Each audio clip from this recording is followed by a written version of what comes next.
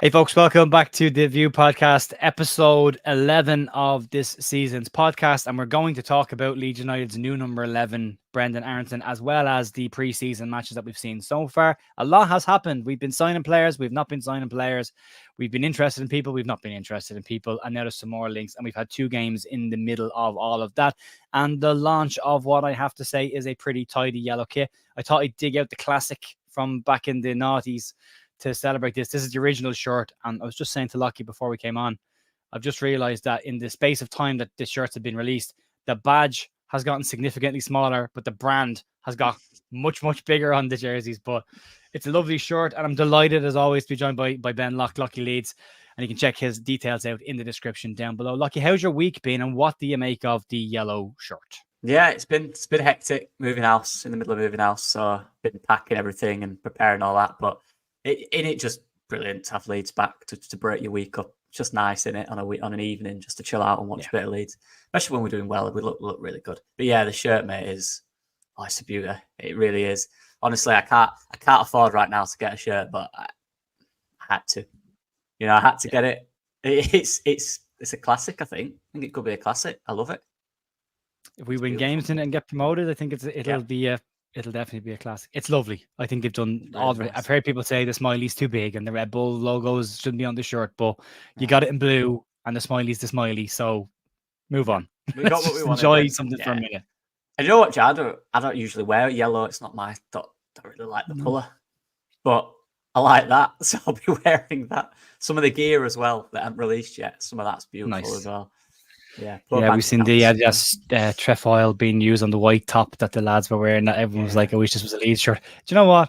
I'm not a massive fan of the throwback 80s Adidas stuff. I've got to be honest. So when I did see it, I thought it's really, really nice. But I like to see Leeds wearing it as a jersey. No, but each to their own. Everyone has their own preferences. But the other stuff that's come with it, the retro range that's come with it, there's some very, very nice bits down there. I think they've done a cracking job on this. Thought the marketing campaign was excellent. The guerrilla marketing campaign around the city, the yellow smiley account that popped up as well. Yeah. All done very, very well, and a very nice. And it's great to see Eddie Gray wearing a Leeds shirt, considering he was walking away from the club and bringing all of his family with him and human. So that puts that one to bed. I think he was at the game against Harrogate and he's modelling the shirt, which also, by the way, is a throwback to when Eddie wore that shirt in the 70s that it's modelled on. So nice to see that as well. But a good start to the week. But we've had a busy week, Locky. We had a bit of stuff around Sammy Schmoddocks and Harrison Burrows that were signing for Leeds, and it was all on the go, and then it wasn't. I got really excited, then really sad. Well, the Schmoddocks one's still not resolved, is it? I think there's a bit more in that one. The Burrows one, as we're recording, he's still not been confirmed by Sheffield United. So I don't know. Yeah, he's definitely going there. I think the thing with Burrows, mate, and I said this, I was speaking to Joe about this and Andrea, he won't be back. He's not a backup. Wherever he's going, he'll want guaranteed game time. He's at that trajectory. He's that good. He genuinely is. And I'll be honest, I love Harrison Burrows, and if Firpo was to leave, he'd be the perfect replacement. But I'd rather Firpo right now for this season to get us promoted, to be honest. So, look, to have Burrows on the bench wouldn't be fair. So, I got excited, but then realised, look, probably not going to happen with Firpo here. And then the Schmoddocks stuff, again, it's gone a bit quiet. I guess we'll have to wait and see. A lot of Prem competition in there with that one. Yeah. So, I don't know. It's exciting, though. That's what transfer window's for, in it, I guess. I suppose with Schmoddocks, it's a case of what does he see the long-term future the club is potentially going to looking like? Yeah. So if it is an Ipswich, is that a year and then you're back where you were? Is it and a tough year as well? I think they'll do okay. But if you look at, and again, there's minutes questions. If it's other clubs in the Premier League, your question marks around, are you going to get the minutes you want? So does Leeds represent a strong option there? But I think he only comes in if Somerville or Nanto leaves, specifically Somerville, I think. But then again, listen to Farke's comments after the Hannover game. He can't guarantee that they won't go. But right now, unless a top 6 club comes in, he ain't going anywhere because West Ham aren't going to pay the money. They've had a little sniff and they've gone away. Brighton have had a little sniff. They've gone away. Leeds are sticking firm to this 30 million plus. So they're not going to pay it, and a top 6 club doesn't come in for him. And Liverpool are also looking at Takefusa Kubo over in Spain as well, who would be an exciting attacking player as well. So they might move away from Nanto. So if it happens, you might end up in a situation where, Somerville, you might end up in a situation where the both of them are still possibly here. still think it's doubtful, but it's a nice thought to have. And if Somerville does go, you've got plenty of money there if you want to go and spend the money on Smollocks and bring him in for a couple of seasons. And he's in his prime, so you're getting his next 3 prime years out of him before you essentially let him move on again or do what he wants to do after that. So I don't think it happens until then. But there has been another player linked, Locky, today that we are recording this on Thursday, by the way, that looks a little bit more concrete, and that's Dejan Ljubicic from FC Cologne in Germany in the Bundesliga, just relegated to Bundesliga 2 this season, but a player who's a reasonably decent player. Graham Smith, Baron Cross have all said, keep an eye on this one. Leeds have gone in, had a bid rejected, likely to go again, and it could be under €5 million. So anything under 4.4 million pounds would represent a decent signing. Lucky, what do you know about Ljubicic, and what are your thoughts on the player? So obviously, well, to be honest, most of the Bundesliga I watched was the second division, so I didn't actually know too much about him until about 4 hours ago when we're recording this. I've been watching a bit since then to try and for my video and obviously for this to prepare for the player. So he is, he's what you'd expect in terms of profile for what we need. I think he's very easy on the eye, on the ball, very tidy player, one that will attack the box. You know, you look at Gruev yesterday, and I mentioned it, we were talking before, weren't we, about how Gruev was playing higher up. He was getting involved in the play around the box, and Ljubicic is that type of player. He's not someone that will get 10, 15 goals or assists a season, but he's someone who is very consistent in the build-up, very consistent player, very tidy, good passer as well. You know, that technique where he hits the ball hard and firm at players. I love that. And a good mover of the ball as well. If there's space in front of him, he'll drive. I think the profile we're going for, Joe, in these positions is players who are very smart as well. You know, tactically, they understand their role and they do their role effectively. They might not be the most exciting players who get all the goals or assists, but, you know, when they're on the ball, there's no hesitation. It's, I get it, I give it, I get it, I give it. And that's the key, I think, for the whole kind of recruitment process. You look who we brought in. Rothwell is the same. He knows when he gets that ball exactly where he's going with it. Even Bogle, to an extent as well, knows exactly where he's running. I think that's the type of profile we're looking at, and Ljubicic fits that. So it'd be a good signing for me. Look, obviously, we've not seen him in the Championship. That's always a thing you have to think about. But in terms of profile as well, look, I know they've been relegated, but for the last 2 seasons, he's been one of their most consistent performers. So it's a good calibre player, definitely, and one I'd be happy with. Not to say that this means anything, but it's already started on Twitter with people tracking planes. There is a private jet leaving Cologne, heading via Frankfurt to Leeds this afternoon for a quarter. It lands in Leeds 4:45 this evening. Right. So, you know, maybe there's something there, but it's not an overly expensive price. Fracke did say after the game against Hannover that essentially there are 2 positions left to be filled outside of Somerville and Nanto, and that's the fullback situation. He'd like another one in there, given, as he worded it, Sam Byram's injury CV. So it's important that he has that. And he also said he's looking at another central midfielder, which you'd imagine Ljubicic is a good replacement for Glenn Kamara, and adds more there as well.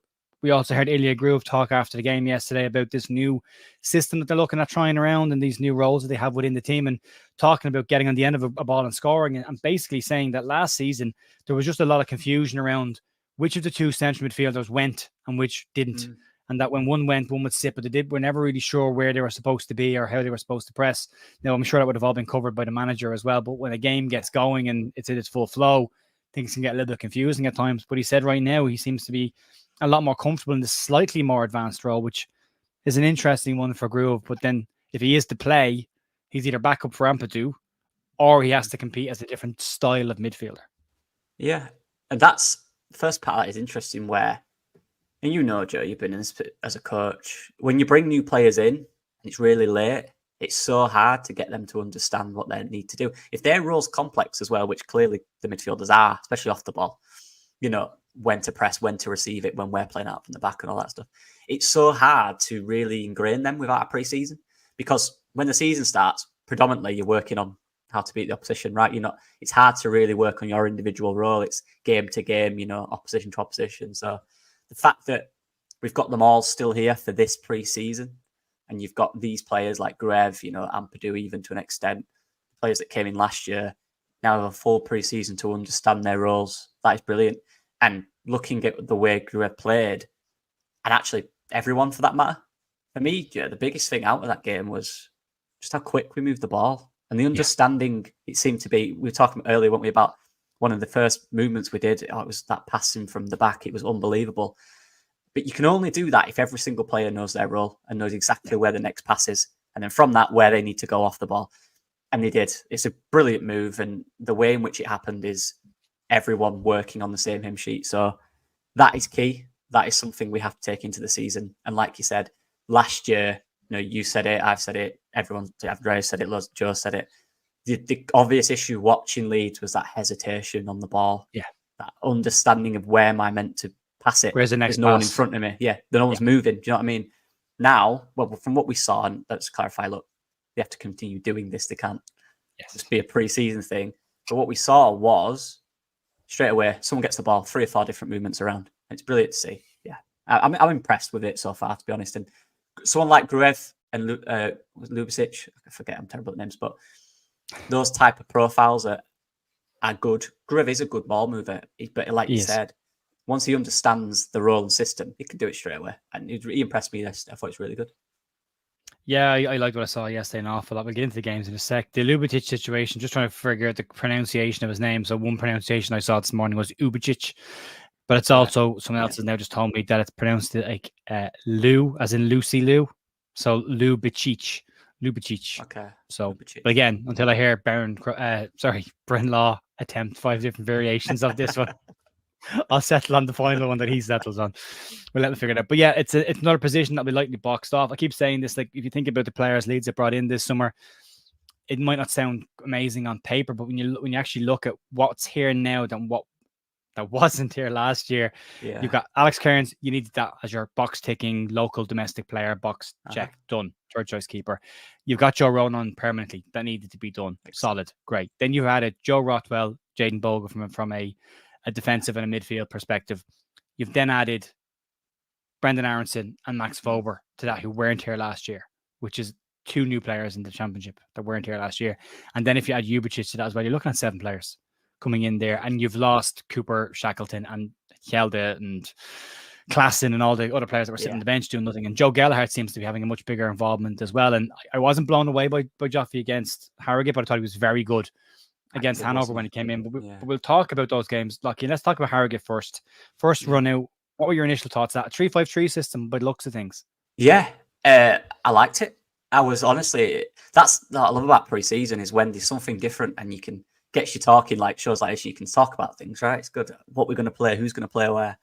I've enjoyed both games for different reasons. I thought the Harrogate one was just good to see everyone, but how fit everyone looked and how sharp everyone looked for the first.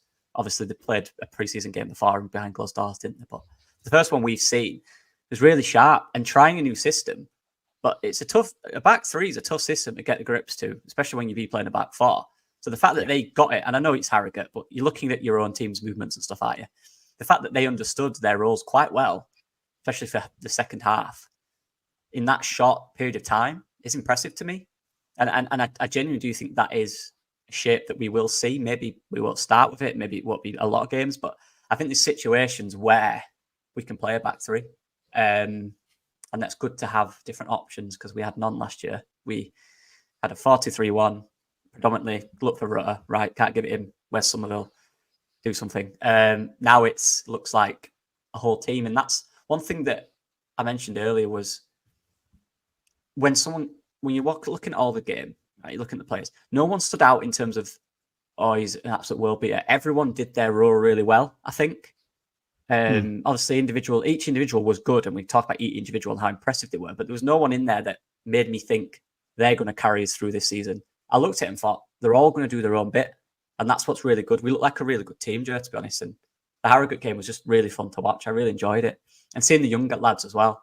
De Bayo's looking decent, he'll be a good bench option if we need him this season, and obviously Harry Gray coming on, and it was nice. It's good, isn't it? Yeah. That's nice to see. Yeah. I enjoyed seeing all the young players coming on. Interesting to see that Nando and Somerville didn't start against Harrogate and didn't start against Hannover either. And I wonder, is Farke just covering his bases and seeing, but what would it look like if they go late and we don't get the replacements in that we necessarily want? But how could the team look? And if I'm being honest, I thought it looked fine. I really, really did. And I think there is more goals in that team from elsewhere. And when we talk about the Hannover game, which was an incredibly impressive performance against a reasonably good side, Hannover to be a level up from Harrogate, definitely. Anyway, but for me, back to a 4-2-3-1. So there's a bit of, as you say, options there with the system. James DeBoyo as a centre back in both games has looked pretty decent to me as an option if he needs to come in and fill in off the bench. But then you've got Vober who can play centre back as well. So you're all right in that position. We saw Vober play at left back. We saw Brendan Aaronson start. And I wanted to ask you a bit about what your thoughts were in the first half of the game, specifically around Brendan Aaronson's involvement of kind of an inside left winger, which was an interesting one, him and Junior Firpo. I was really impressed with Aaronson. I've always got a soft spot for Aaronson, Joe, because he's little like me, little winger like me with long greasy hair, wears a number 11, just like me. So I've always got a soft spot for him. I always have. I've never really made videos where I'm like, he won't be good enough, because I truly believe he will. I think he's got a lot of heart and desire. I really do think that. And I think it showed. Just the way in which, again, looking at the build-up, he's always an available option. He's not scared to receive it in difficult positions, and sometimes he'll lose it there, but a lot of the time he gets out of it. And I think for him to come back, and look, obviously people don't like him, that's fair enough. If you don't, that's fine. There's no problem with that. He let the club down, from a fan perspective, he did. But I was really impressed with the way he moved, how sharp he looked. There's still some, that one or two times where the ball could have been better. Little stuff you need to fix up, a few shots that were off target, but he looks so active and ready to go, doesn't he? He looks like someone that has got the bit between his teeth, and he looks like a player for me who was very motivated to do what he's saying in the press conferences, where it's like, it's all propaganda. It is, but watch him play, he looks like someone who wants to prove people wrong. And I love that in a player. And he's a brilliant option to have. Did you know that the press as well, Joe? I was going to mention the press. Yeah. I think it notably got, not worse, but it wasn't as good when he went on the pitch. First 25 minutes, 30 minutes, I thought it was really strong. And then, as you say, it eased off second half, not as much. And to give Nonto his credit, I thought he was good in the press as well. I thought Nonto did really well in the press from that right side. Really activated it. Sorry, but Nonto did started against Hannover. Sorry, he did. I said he didn't. He did. Yeah, he did actually. Yeah.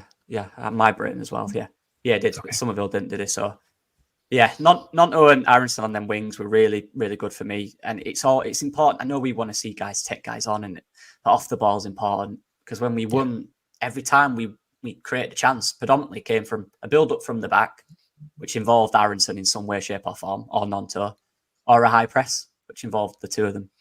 Yeah. And they are key. They really are. And I was really impressed with Aaronson, mate. Yeah, really was. The no-look pass on the 18-yard line for Ilya Groove's goal was interesting, because we talked last year about playing against low blocks and teams that are sitting in, and an inability to break them down. But you kind of got a glimpse of, not saying he will do it every game because it's a different standard, but you got a glimpse of what type of player you've got in around the edge of the box who could look for those little gaps that maybe other players don't look for. Like, so when Glenn Kamara got into those positions last year, he'd turn around and he'd come backwards, or he'd go across the box. And I thought that was a fantastic piece. But outside the no-look pass, there was one other area that I noticed quite a lot, and that was the overlapping of Junior Firpo and the cutting inside of Brendan Aaronson, which complemented each other really, really well and gave Leeds an awful lot of width on the left-hand side.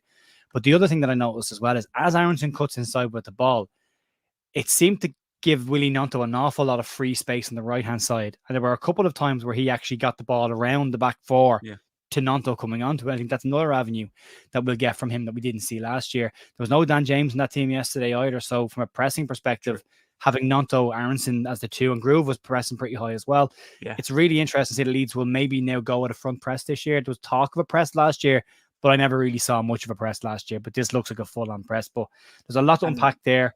It was. You look at when we scored our goal where Perot scored, that came from Rodon tracking the front man who dropped really deep. Rodon followed him, like we did on Bielsa. So there was aspects of man-to-man to it as well, which is aggressive, I hope it's something we do. If teams want to beat a high press like that, then fair enough. Because to beat a high press like that, when everyone's on it and everyone's doing their roles really well, it's so hard to beat a high press. So if we get that right, we'll score loads of goals from that. We created 4 or 5 chances from it yesterday, and that's the first real time we've done it. But yeah, very good. I love a press, me, and we all do from the Bielsa years, obviously. We really, really do, yeah. Talk to me about Mateo Joseph's involvement in the second half, because as somebody that played number 9 for a long time, there was one area that popped out. He scored the goal with the lovely link-up play with Jayden Bogle.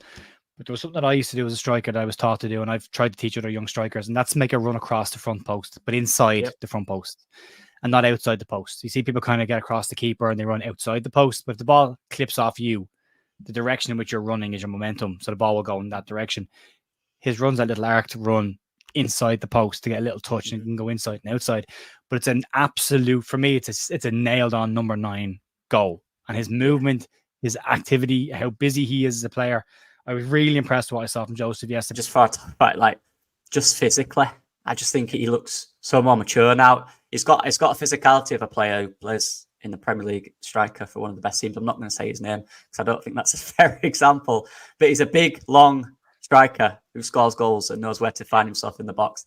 And yeah, that blindside movement won it between the centre backs, and then that quick movement in front of the centre back. He has no idea where he was, didn't know where he was, couldn't mark him because that's that quick. And to give Bamford credit, that's what he was good at. Bamford was good at finding that blindside space, and Mateo's clearly learnt that, and that's good to see because that'll get you that one movement in the box, that little quick movement in the box will get you 10 goals in the Championship. Easy. Just that one movement, especially with someone like Bogle, who that position that's where you want your fullback and attacking fullback on the byline there in that zone, and Bogle will get assists from that. But Mateo Joseph is growing into an outstanding striker, and we all said he would. We all questioned, was he ready last year? And honestly, I do think he had a lot of learning to do last year. I do. I don't think it was the right time to throw him in the deep end. I think now is. And I want to see him starting because I think he could get goals for us this year. Very impressive movement. And you're obviously, Joe, you're a striker, so you'll know about all that movement side of it.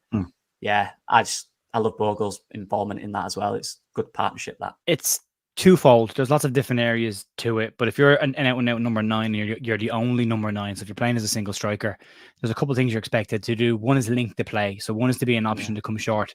And that does a couple of things. If you can come short, you bring the defenders with you. That creates space in behind. And that's what you're trying to do. So they're coming short. You're looking to get the ball to your feet, set it left or right, or set it back to your 10, and then you're gone. The idea is that you arc your run back the direction you came from into that space that you've just created for yourself. And within 2 passes, it's gone out to the winger and then it's whipped across where your run should be. Penalty spot, front post, back post, depending on what the team is working on. But they're the areas where you should be picking up your goals. That move, set it, go, score, set it, go, score, repeat. And that takes time. It's an easy thing to say, but you can make the wrong run in the box and get the wrong contact. You can mistime your run and be there too early or too late. So there's an awful lot of things that have to go into that. Not just understanding of your movement and where you should be as a striker, but understanding where other players are and how long it's going to take the ball to come into those areas. So there's a lot in it. It takes an awful lot to get your head around. It's repetition in that position. But he has been talking all summer about how much he's been working on weaknesses in his game and identifying that, reading books on other athletes and how they have found new ways of training to, get the best out of their bodies. Learn, doesn't it? Loves to learn. I love that. Yeah. But I think it's a huge part of football, and he's clearly very self-aware to know that I'm not done learning yet, and I've got to keep working and determined to do it as well, which is huge because you talk about footballers who kind of fall out of love with football or don't have the hunger for it anymore. He very much seems to be, I'm going to make this work and I'm going to fight to make it work. And I'm all in for that. I love that. It shows a really strong attitude from a player. So very impressed. Junior Firpo, I was very impressed. I was thinking this earlier. I genuinely think keeping him is probably more important than anyone else. That's linked away, to clarify, not like I'm doing that. I'm talking about players that are potentially linked with moves away. I'd keep Junior Firpo. I think, controversial, I think he's almost impossible at this level to replace someone of his quality from left back. I really do. Just look at the way in which, like I said, in those tight spaces, his technical ability is so important, and his willingness to join the attack, find spaces, pass forward. Like, another underrated thing about Junior, he always looks forward to move it forward. I think he's key. He'll get loads of goals this year from arriving in the box. I genuinely think he will. He'll get assists as well from them cutbacks for Mateo or whoever's in the box, Pirro. Yeah, I was really impressed with Junior Firpo. He just looks, and that's the thing, isn't it? You really want to keep him fit because at this level, he's an excellent. And I know everyone will be saying, look, Somerville's the best player, and of course he is. But I think the way the system works, we are now less reliable on attacking individuals and more based on a system of how we attack, and that showed yesterday.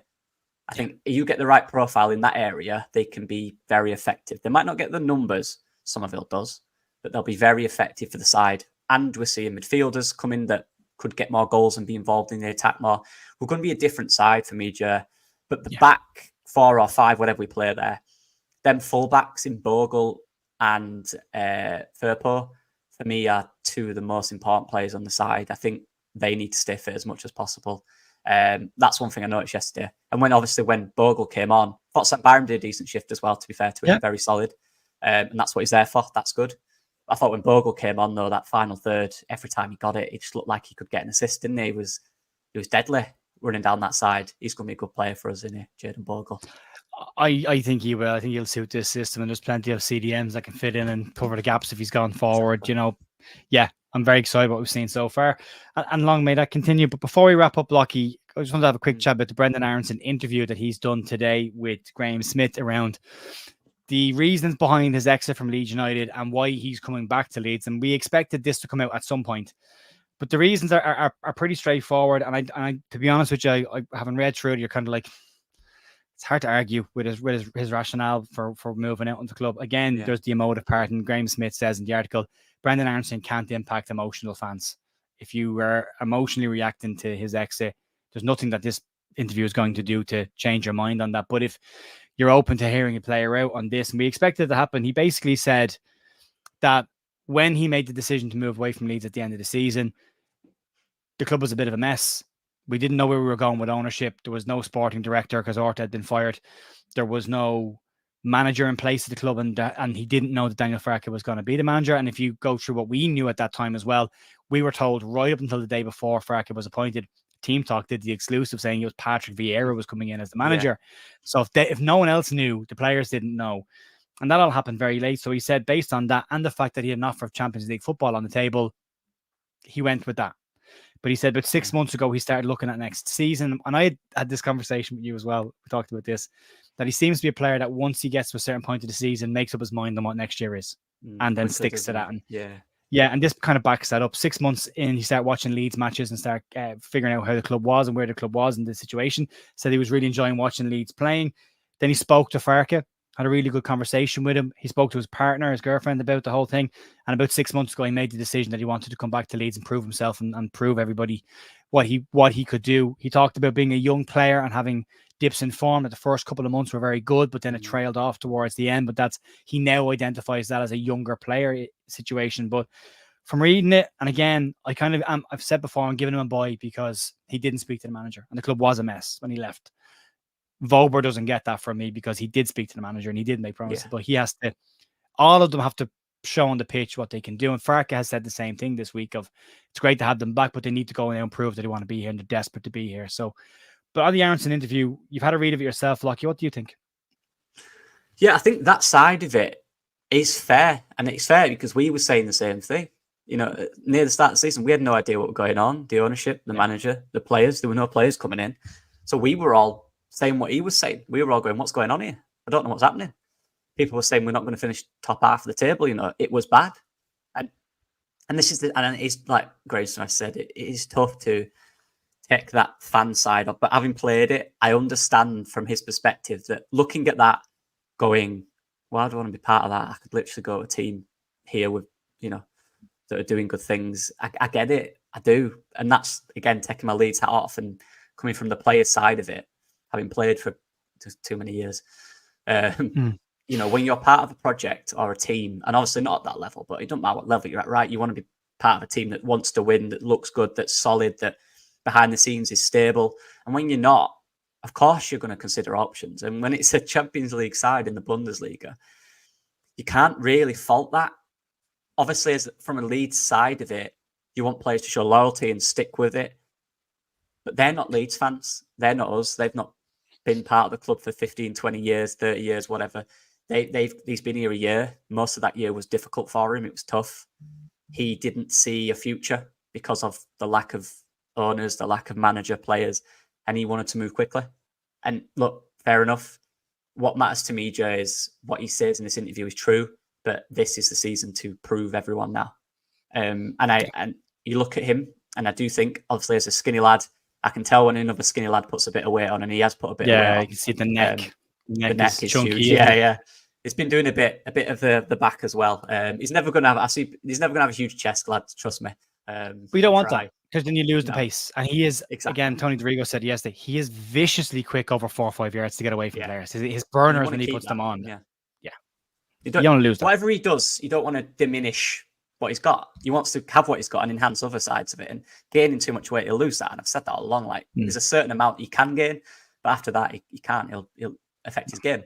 But yeah, it's good to see him working hard, playing hard. I thought he played really well. He played with a bit of a point to prove. I think he looked like he was there 100%. Time for him to prove it this season. And I've got a little... I think he'll be very good this year. I genuinely do believe that. Yeah, I think he will. I think it adds an awful lot to our attack, especially in the championship. Gives him another year. And I said last year, I always felt a year in the championship would have done him the world of good because he'll get kicked around the place. He will get battered in the championship. I think it'll hold Willie Nunto in good stead whenever he decides to do it. I think Chris Somerville will benefit from the year that he's had there as well. And I think, and again, if you look at what Guy Koresh has done at Sporting Lisbon since he left the championship has been phenomenal. Like, he's only come back from an injury and he scored a hat-trick in his first game back. So, you know, it's a good league in terms for development and adding more to your game than just skill in football. It's about being able to take a beating, I suppose, essentially, and be learning what happened last year, what you need to change. It's key. You got to learn, and he's willing to, and I like that. Yeah, he's had a lot of losing in his last 2 years because it wasn't a great year at Union Berlin. They struggled last season. A year of losing with Leeds the year before that. A year of winning more often than not can do an awful lot for players' confidence as well. So you might see a different player.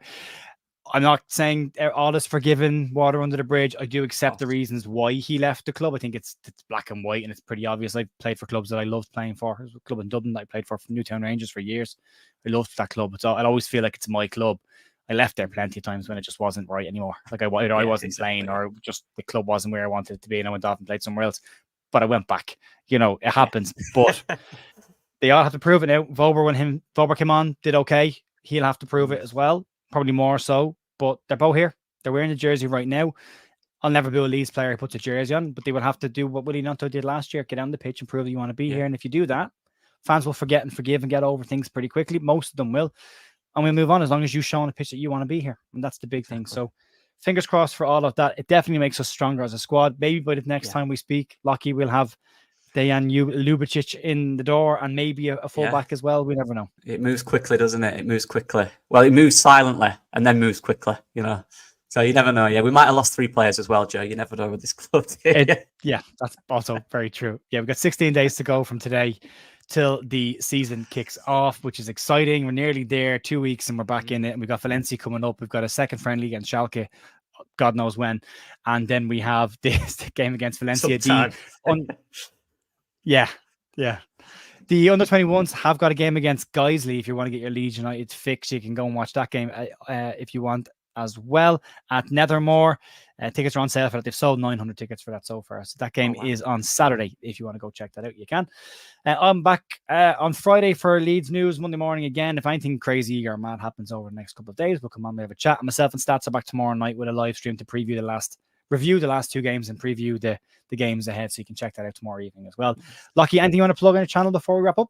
I've just released a video on the game, a bit of a tactical breakdown, talking about the press and the passing, which I loved. And there will obviously, if we sign a player, there'll be the scout report on the player. That's about it, mate. Yeah, so if we do sign Ljubicic, expect a video from Locky around his medical time is usually when it's kind of done, you know, so I can just get there just before he signs. I will say one thing though. I did go early on a few. I've got a bad track record. I went early on Amira. I didn't release it, but I recorded the entire thing. And he was in the city though, so that's what I mean. I was like, surely he's shining. There's a few I've got wrong, so I wait now a bit longer till the medical's kind of done. Yeah. Then I'm like, right, I'll do it now. Yeah, I don't want to jinx it. Locky, massive thanks as always, folks. You can check out Locky's channel and details down below. Go show him some love, and I'll be back later on tomorrow. Whenever you'll see me soon. Anyway, have a great